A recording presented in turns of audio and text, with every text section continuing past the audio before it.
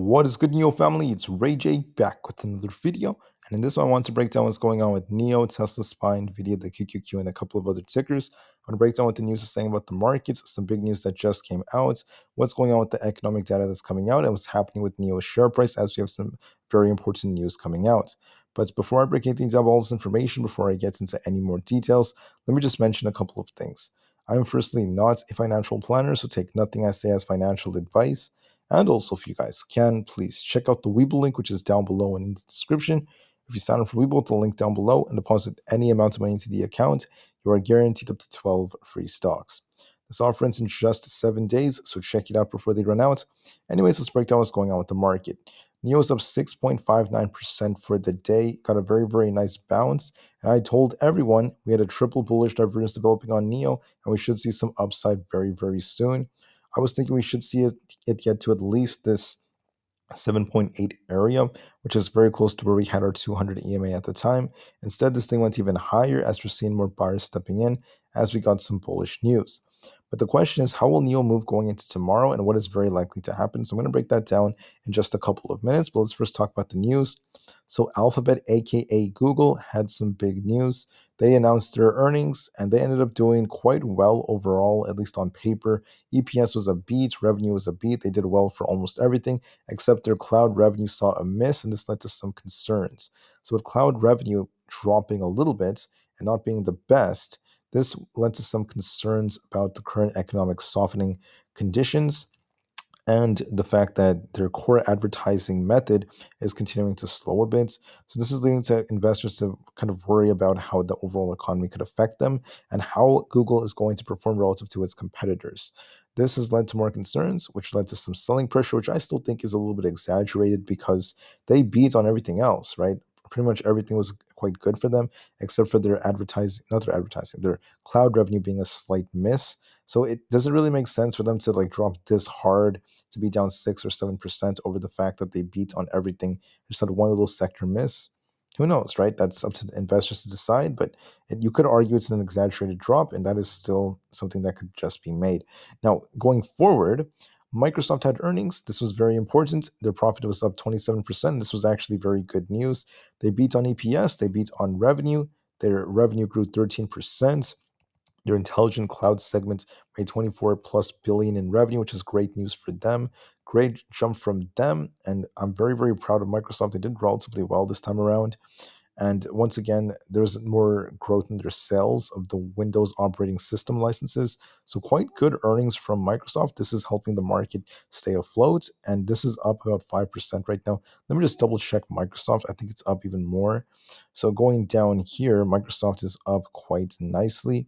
We're up about, where is it? I actually have it right here. Sorry about that. We're up 4% right now. So not 5%, but 4%. Still not bad. And there could be even more upside coming. But Google is the one that's down harder. It's down, I think, like 5% or 6% last time I checked it. So we'll see how Google does. I mean, honestly, guys, their earnings wasn't really that bad. It wasn't that horrendous. It should not be crashing this hard, in my opinion.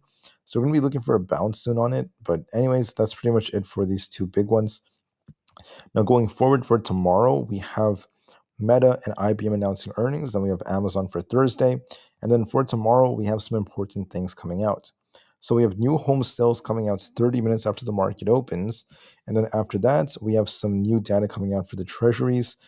This is going to be important. This could cause some volatility at 11:30 a.m. Eastern Time and 1 o'clock p.m. But besides that, there's not a whole lot coming out when it comes to data for tomorrow, except for something else a little bit later. Now, Jerome Powell is going to be giving a speech 5 minutes after the market closes. So it's going to be after close. I think, and this is my prediction, the market may uptrend approaching Jerome Powell's speech, which is going to be after the market closes on Wednesday. And then after Powell gives his speech going into Thursday, there could be some downside, possibly there's a risk of it. Looking at the current GDP numbers, we're going to be watching what happens with the GDP growth rates. This could affect the market big time. So make sure you're prepared for this and make sure you're ready. Now, going forward for NIO has the all-new ES8, doing very, very well with it, as a new designated vehicle for the G20 Entrepreneurship Roundtable, and that is great news for them.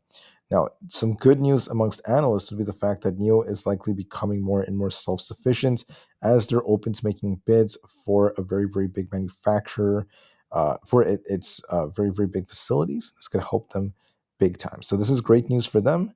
Has named a buyer. The company hasn't really named a buyer for its factories yet, but NIO is likely going to be one of the buyers. That's according to Morgan Stanley.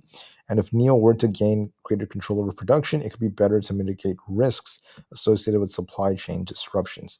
Great news for them. That's according to some more analysts. So this could help NIO as time goes on. And there's lots of excitement associated with this news. Now, NIO's volume is about 43 million. So we're getting more volume, more buying. And Deutsche Bank is still saying buy those NIO shares at these lows because they're seeing NIO at a good price. Price pairs currently is a little bit low as NIO is still, it's been weaker compared to the market, but it's starting to go up a tiny bit right here as buyers are coming back. So we're going to be watching to see how this continues to be affected. For NIO's daily seasonality, we tend to see upside 55% of the time on Tuesdays, and that's what happened. And for Wednesdays, which is tomorrow, we see it 56% of the time. So there's a good chance NIO is going to see more upside for tomorrow. However, here's what I think is going to happen. So looking at the market, we're seeing some slight bearish divergences developing. So the market might actually come down a bit tomorrow morning, but then we might see buyers step in to start pushing everything right back up. So I think that NIO may retrace a little bit, guys. It's going to be completely normal, nothing out of the ordinary. If we bring up this Fibonacci retracement tool, we could actually calculate it right here, going from the bottom to the top.